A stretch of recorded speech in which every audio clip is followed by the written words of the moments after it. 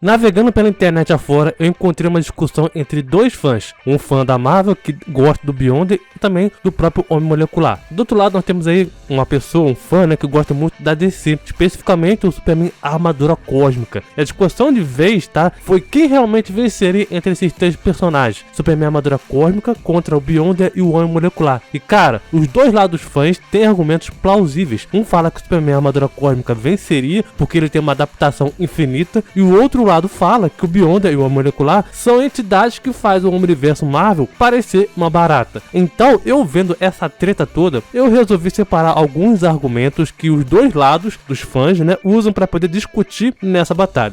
E eu também quero contar com vocês aqui nos comentários para participarem também e muito nesse vídeo, dizendo quem realmente venceria e o porquê venceria. Lembrando, vamos deixar de lado o nosso coração quente, né, com o amor profundo que a gente tem sobre Marvel, DC, Superman, Beyonder e o Homem Molecular, e vamos discutir racionalmente e não emocionalmente. Então bora lá.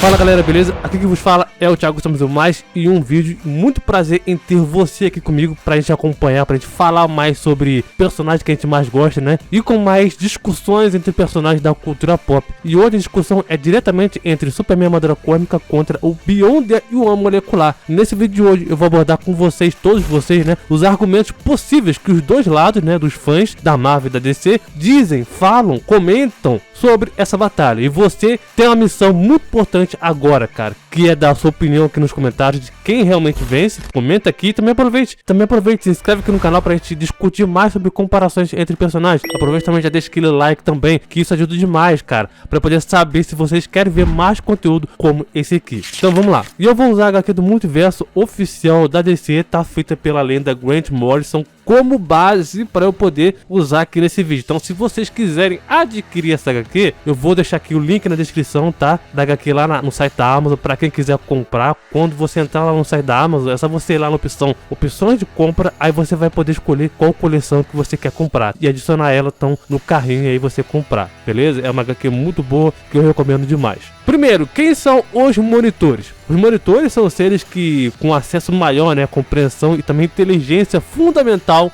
no universo DC, são os próprios monitores, tá? Que eles vivem fora do universo DC, fora do multiverso DC, e também habitam no reino universal chamado de Overvoid, um espaço cósmico fora de toda a realidade como somos capazes de entendê-lo. Como tal, a sua capacidade supera quaisquer dessas criações de dentro do próprio universo. E dentre esses monitores, existem alguns mais conhecidos e também poderosos. Por exemplo, o monitor, que surgiu após o experimento imortal do Crona, para poder criar o multiverso, que apareceu como responsável por vigiar o conjunto de universos paralelos e assegurar que nenhum deles seriam destruídos ou pudesse se fundir com o outro universo, né? O outro é o Mandrake, o Dax Novu. Foi o primeiro monitor a surgir quando o monitor original se dividiu, onde acabou se tornando então o primeiro a mapear todo o universo. E em uma das suas viagens, né, dele, ele descobriu que havia um plano paralelo chamado de Sangria, do qual ele poderia absorver muita energia para poder ficar ainda mais poderoso, onde os outros monitores já absorviam o poder que ali estava, né, e como consequência, secando e destruindo o multiverso por completo. Também temos o Mandrake, só que o Rox Ogama, que era o monitor responsável pela Terra 43, e também é um dos poucos que ouviu o que o Dax Novu tinha a dizer sobre os monitores estarem drenando o poder da Sangria inconscientemente. E foi assim que ele começou a ajudar os planos do Dax Novu. Também temos a Zero Vala. Ela também é amante do próprio Dax Novu, que acompanhou de perto a transformação após ter sido corrompida pelo próprio poder da Sangria. A gente também tem o próprio conhecido aí, Nixon Yulton. Ele era o monitor responsável pela Terra 51 e ele cuidou muito bem desse universo, que o lugar inteiro se tornou então um paraíso, até que o Monarca chegou lá e lutou para poder destruir quase tudo nesse universo. Também temos aí o Tautet, o Salomon, o Bob, Hawea Del Ermux. Não sei se assim pronuncia, tá? Perdoai os nossos ingleses aqui. E todos os monitores, tá? Todos esses monitores são monitores diferentes, tá? De várias terras diferentes. Os monitores, eles também são os substitutos dos autores do contexto dos quadrinhos da crise final, onde eles veem a narrativa como ficção. E um deles, por exemplo, que eu citei aqui, né? É o próprio Nix Yulton, um monitor que já está além do mundo dos mundos e já se escala além da esfera dos deuses, pois ele pode reconstruir o Apocalipse e a Nova Gênese com a verdadeira forma de novos deuses. E ele também pode convocar todas as histórias da DC, assim como ele fez também para poder ver a criação como um puro jarro, assim como também qualquer outro monitor pode. Em um ponto importante, ele também pode destruir a criação e abrir buracos através das dimensões, com o seu cubo Rubik's. E ele também pode convocar coisas diferentes das histórias. Agora, o que é a esfera dos monitores do universo DC? Bom, para resumir, tá? É a casa dos monitores, um lugar muito poderoso onde incontáveis 52 monitores que restaram após as crises foram mandados a preservar e também estudar um universo cada. Um domínio em que o limbo é minúsculo e onde as coisas consideradas massivas no limbo são consideradas infinitas. A sangria, que é a fonte também o alimento também dos monitores, ela é redefinida até pelo próprio elemento X, que muitas vezes o elemento X é só uma pequena quantidade que já é suficiente para poder fazer a sua pura possibilidade, né? Tá, mas Thiago, o que isso tem a ver com o Superman Armadura Côsmica? Calma, jovem, você já vai entender o que isso tudo se encaixa com o Superman Armadura Côsmica e quão poderoso ele é. E voltando então para os monitores eles veem o limbo como se fosse um disco. Agora, o que é o limbo, Thiago? O limbo, jovens, ele é uma continuidade da DC, também a própria história. Ela é a ponte de toda a arte criada para os próprios quadrinhos da DC, um lugar da continuidade conceitual para toda a meta-história da própria DC. O limbo contém um livro de páginas infinitas, que contém toda a existência, e todos os monitores são apenas uma casquinha para o mar novo. O próprio Forjador de Mundos, o monitor e também o outro monitor foram feitos usando então as células do Overvoid. O Forjador de Mundos, ele vê o Barbatos, que apareceu lá na saga Metal, como um mero animal, e que vale lembrar que o Barbatos acorrentou o Mandrake enfraquecido sem nenhum tipo de esforço. Barbatos que fez a biblioteca do Lucien que ela fosse incendiada, o que poderia resultar na destruição de todo o sonho. O reino dos sonhos navega por fora de todo o espaço e tempo. Isso também permite com que o sonho possa reescrever a criação. E voltando então para o limbo da DC, o limbo está acima da esfera dos deuses. Sonho, paraíso, Nova Gênese, Skyland e o pesadelo. O limbo, ele é a terceira camada do multiverso da DC, ficando então abaixo da esfera dos deuses e também da muralha da fonte. A DC, ela criou um avatar chamado de Mix DC, que pode jogar os personagens que não são usados e também esquecidos no limbo. Além da própria Mix DC, servo dos escritores da DC, dos quadrinhos da DC em si, né? Eles podem jogar os personagens no limbo, como aconteceu com o próprio Ambush Bug. Também o limbo já serviu como apenas uma brancura clara, tá? Onde ele pode ser usado como uma própria planilha para poder desenhar. O limbo também seria mais explorado quando o animal mesmo fosse introduzido nos quadrinhos e em um livro de metaficção se conceituando no próprio limbo. O limbo por muitos anos ele foi sendo mudado, né? Acrescentado mais coisas e tudo mais. Então, para resumir bastante, o limbo em crise final, que é onde o destaque aqui, tá? O limbo ele é um estranho último posto da existência como sonho meio lembrado, com ocupações conhecidas como exércitos fantasmas, os esquecidos, né? Dito ali pelos personagens que já moravam no limbo. O limbo também não fica dentro da camada interna do multiverso. Na verdade, ele fica em lugar nenhum, né? E pelo livro do limbo, conter todas as histórias da DC nele, né? Apenas histórias que estão dentro da DC do multiverso e não está além do próprio muro da fonte. Mas isso seria mais tarde contrariado pelo fato de ter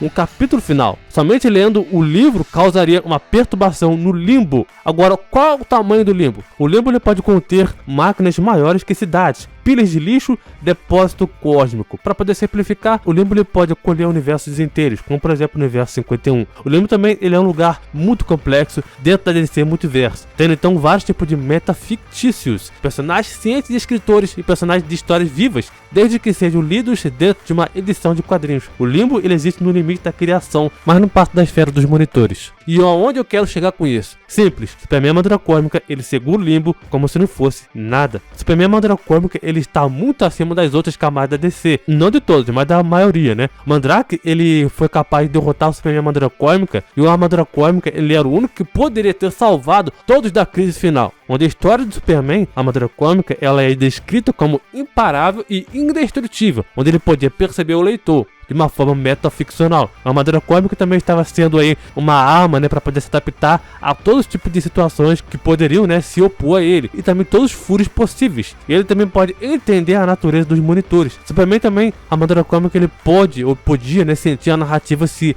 formando ao seu redor. Mas não quer dizer que ele vai afetar a narrativa, é diferente. Ele também encheu a hiper-história, onde ele vai se montando através do tempo. Onde a própria história estava se tentando matar ele, né?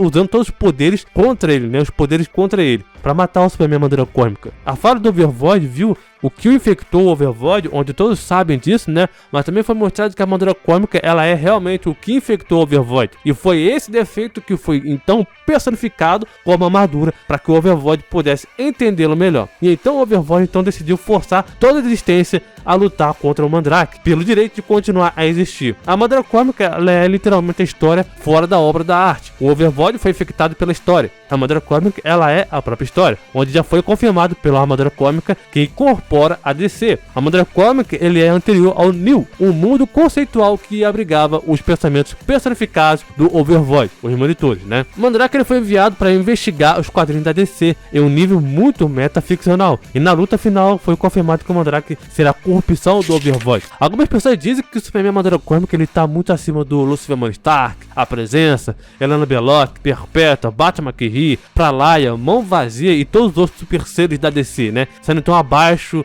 do Superman armadura cósmica. Algumas pessoas falam que o armadura cósmica está muito acima desses seres, mas na minha opinião isso está totalmente errado. Primeiro que se formos comparar, por exemplo, o Superman armadura cósmica com a Perpétua, tá? A Perpétua, ela estava aí selada na Muralha da Fonte, que por consequência está muito acima do Limbo e também Esfera dos Deuses. Ela já é uma entidade que já ultrapassava todas as camadas da DC que ela tem, incluindo então também a própria Muralha da Fonte, que se você parar a pensar, né, por exemplo, o mesmo Batman McKee também, outra entidade muito poderosa, que usou a própria Muralha da Fonte para poder selar a Perpétua. E ambos já usaram também Overvoid para poder rasgar ali, né, acessar o hipertempo também e tudo mais também. Lúcio e Miguel, todos os anjos da DC em si são poderosos, tá? Estão muito acima do Limbo, Esfera dos Deuses, Muralha da Fonte e assim vai. Eles são seres que interagem diretamente com a Presença. O que o fato do Superman armadura cósmica ser poderoso, tá, na minha opinião, é a sua adaptação na luta, onde conforme ele vai lutar contra o seu inimigo, não importa o quão forte ele é, o Superman armadura cósmica, ele vai se adaptar. Só que contra o Mandrake, essa habilidade se tornou inútil, porque na medida que a luta foi passando, o Mandrake ficava 2 passos à frente do armadura cósmica. Enquanto o Superman se adaptava ao Mandrake, Mandrake já automaticamente se evoluía e se adaptava à adaptação do Superman. A própria história queria matar o Superman, o que acabou conseguindo. A armadura cósmica, em nenhum momento da luta, ele era mais poderoso que o Mandrake. Pelo contrário, o Mandrake continuava sempre acima da armadura cósmica, até que, no fim, a armadura cósmica se desfundiu da antimatéria e matéria através da sangria. O Superman armadura cósmica, ele sim, ele é poderoso, o protetor do multiverso. Mas na minha opinião, existem muitos seres, muitas entidades da DC que estão bem acima, que é bem mais poderosa do que ele. E nessa discussão toda que a gente vai colocar com o Beyonder molecular, de certa forma também são entidades super poderosas, talvez no mesmo nível que Batman McKee, só que no combate direto e com propriedade diferente do universo da DC em si, né? O Beyonder, ele faz parte da raça dos Beyonders, seres que vêm do além. A raça Beyonder, eles enviaram o Beyonder que conhecemos, está para o nosso universo que vimos lá na Guerra Secreta. Eles enviaram o Beyonder quando ele ainda era uma criança, entre aspas, né? A raça Beyonder são seres que são capazes de matar todos os celestiais do multiverso. Um dos seus Beyonders já era capaz de lidar sozinho com os celestiais. Eles vivem fora do multiverso da Marvel. Cada um dos Beyonders já é capaz de lutar facilmente contra qualquer tipo de entidade Marvel. Eternidade, Infinito, Lorde do Caos da Ordem, Intermediário, Tribunal Vivo e assim vai. O próprio multiverso Marvel não é nada para eles. E isso é muito parecido com a entidade Mão Vazia da DC. O multiverso para ela não é nada. Só para você ter uma noção, tá, quão poderosos são o poder dos Beyonders, o Victor Von Doom refez tudo, literalmente tudo. Eles, a raça Beyonders, são senhores das luzes brancas, explicado pelo próprio Homem Molecular. O que mesmo o Homem Molecular foi criado por eles. O Owen, o molecular, né, com seus poderes, já era capaz de refazer o multiverso com o 8º Cosmo da Marvel. E o próprio molecular no seu auge também pode literalmente colocar o multiverso que é o compactado com o universo Marvel, com vários multiversos infinitos dentro de uma só caixa. E ainda mais, afirmando que então que poderia literalmente acabar com Galactus, Deus da vida, com uma extrema facilidade. O interessante de dizer é que o Homem Molecular também fez o lugar além do alcance do Primeiro Firmamento, outra entidade absurdamente poderosa da Marvel, né? Pra quem não conhece, o Primeiro Firmamento, ele é o primeiro cósmico, e também que ele criou os Celestiais e os Escuros também, Celestiais Escuros, né? Também conhecidos como Aspirantes. A sua guerra quebrou o firmamento e ele também teve que se esconder no esquecimento, fortalecendo então cada cosmo, e assim então como o cosmo evoluiu a cada interação, aprisionando então uma eternidade do 8º cosmo enfraquecido. Inclusive o primeiro firmamento infectou o cosmo e seus seres, incluindo então o Caos e a Ordem, que mais tarde se tornariam a entidade Logos, devorando então um intermediário. ficando acima dos celestiais escuros. O Logos, ele é uma eternidade e a fusão do caos e a ordem também do próprio intermediário, que são avatares multiversais. Que vale lembrar também que o Logos, ele é aquele cara que pode matar celestiais com facilidade e também enviar para fora, o que está acima de todos os celestiais. E esses são os mesmos celestiais que criaram a vida após a morte também em seus estados atuais. E a morte nessa história ficava lá de fora das coisas. E o primeiro firmamento também ele é retratado como ser exterior, de fora, mais alto que a morte, mais baixo do que o esquecimento, onde existem vários seres exteriores e, consequentemente, como o início das histórias, ele era o vazio reino da eternidade. O primeiro firmamento também ele até riu de tudo o que estava acontecendo e provou que estava além de tudo dentro e até que a multi-eternidade e também até seres exteriores como por exemplo, a própria morte. E no final ele mostrou claramente que ser tão grande, cara, que a oitava eternidade do cosmos, ela é menor que a sua própria boca. E no futuro, a eternidade também ela ainda cresceria e ficando mais forte, também maior, apenas para não ser tão grande quanto o peito do próprio firmamento. E o firmamento ele teria matado todos. Só o firmamento ele poderia ter sobrevivido ao lado do esquecimento. E nem mesmo a morte ou outros celestiais, outras entidades da Marvel, teriam sobrevivido. Para você ter uma noção de quão poderoso era o firmamento. Se pegarmos isso e compararmos com os monitores da DC, os monitores ele tem um conceito bem maior, na minha opinião, do que o firmamento em si. E também outras entidades Marvel também. Na minha opinião, só pelo fato do limbo da DC ser algo que se concentra tudo que é criado e descartado na DC, que é jogado lá, seja então personagens, eventos e assim vai, o próprio limbo ele está bem acima do multiverso, cujos monitores também são seres para poder preservar e estudar o universo DC em si. Então, na minha opinião, os monitores seriam sim mais poderosos que entidades celestiais, o firmamento e eternidade também da Marvel, Agora, numa comparação direta, os monitores da DC na Marvel seria tipo uma rainha nunca, em suas devidas proporções para cada universo, claro. Agora, o Beyonder para Retcon, que foi antes de tomar o nerf lá pro Tribunal Vivo, onde ele entendeu que o Beyonder era um perigo e que estava causando problemas, e que era necessário nerfar ele, o Beyonder ele tinha o conceito de ser que tudo o que existe e sempre existirá, o que seria algo semelhante ao Overvoid lá na crise final de 2008. Lembre-se, algo semelhante não quer dizer que ele é igual. Ele vai lembrar também o Beyonder, ele era descrito como um ser onipotente. Eu sei que não existe, mas ele era descrito, dito aí por muitos personagens, pela própria Marvel, manual da Marvel também. O Beyonder, ele acaba sendo um vazio que está fora do universo Marvel. O Beyonder original das Guerras Secretas número 1 foi o primeiro tipo de personagem com atributos de um ser além da existência, além do multiverso. E na DC, o Grant Morrison, ele veio e redefiniu os monitores da DC e todos a serem mais parecidos com o Beyonder. A grande diferença é que na cosmologia da DC e Marvel, o que funciona são de forma diferente. E tem monitores, por exemplo, que veem as coisas acima de tudo, até mesmo da ficção. E muitas das vezes os monitores e entidades como essas são parecidas com os seres arquétipos. Agora, nesse vídeo não é um duelo em si, nem de longe, mas sim uma reflexão, onde a gente pode discutir sobre quem realmente venceria. A questão é, Superman Armadura Cósmica, ele poderia vencer o Beyonder e o Homem Molecular? A resposta é sim e não, mas tem chance, mas não necessariamente teria condição 100% de vencer. Assim como o Superman Armadura Cósmica, ele entende o que são os monitores, ele vê o limbo como nada, apenas como o próprio disco em si. A Armadura Cósmica vale lembrar que não é mais poderoso da DC. Existem muitos personagens que vencem ele na DC. E já o Beyonder, ele era conhecido como o ser mais poderoso da Marvel, ficando apenas atrás do próprio The One Above All. Nem mesmo o Tribunal Vivo ele era páreo para ele. Nem mesmo outras entidades da Marvel era páreo, era problema pro Beyonder. Mas o problema é que a Marvel e DC eles vêm mudando tudo conforme as histórias se encaminham. Onde vemos então até mesmo hoje, o dia de hoje, HQ Doctor Strange, Nexo do Pesadelo 2022, número 1. O Pesadelo, sim, que é aquele do inimigo do Doutor Estranho, literalmente derrota toda a raça Beyonder. Sim, é meio tenso de ver isso. Mas conforme as histórias vai passando, a gente vê a Marvel e DC fazerem isso, ficando cada vez mais exageradas. O Beyonder, depois de conquistar o multiverso, eles decidiram levar o Pesadelo para a dimensão dos sonhos. Mas o erro foi deles, já que o Pesadelo se tornou um Lorde dos Pesadelos por estar no reino dele. E eles não eram uma raça, naquele momento, mais poderosa no reino dele. O Pesadelo, então, ele destrói os Beyonders facilmente. Então a gente vê, cara, hoje em dia, Marvel e DC, mudando esse conceito de se tem um ser super poderoso lá no topo, esse ser ele vai ser nerfado ou ele vai perder por outro personagem que é inferior a ele. A gente tá vendo isso com a Crise Escuridão, agora na DC, né? Tá rebotando tudo, tá mexendo com tudo. A mão vazia não é a mão vazia que a gente costumava ver antigamente, com um conceito totalmente misterioso, diferente. Então a gente vê que tá tudo mudando. Então você vê que hoje em dia, tanto na Marvel e quanto na DC, seres divinos são sim capazes de serem derrotados e superados. Vai lembrar que o mesmo Pesadelo derrotou todas as entidades Marvel: Eternidade, Morte, Lorde do Caos, Ordem e Tribunal Vivo, cara.